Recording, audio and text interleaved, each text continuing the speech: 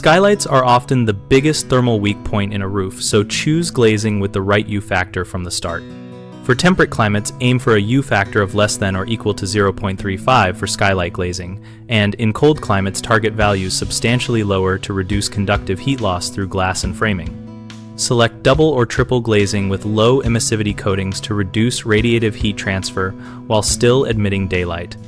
Low emissivity coatings are thin metallic layers applied to glass surfaces that reflect long-wave infrared back into the building without noticeably dimming visible light. Use frames with thermal breaks and insulated spacers between glass panes to prevent thermal bridging at the edges.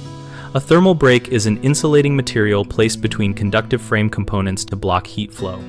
Consider gas fills such as Argon or Krypton between panes to slow convective and conductive transfer, noting that Krypton offers greater performance but at higher cost and diminishing returns for very large units.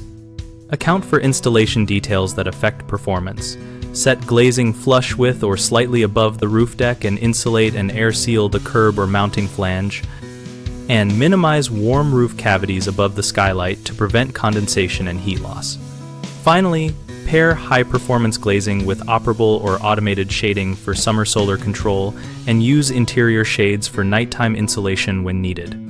Common mistakes include selecting glazing based on visible light transmission alone, which leaves you with poor thermal performance. So prioritize the U-factor and low emissivity options even if you sacrifice a small amount of visible light. Another issue is ignoring frame and edge details.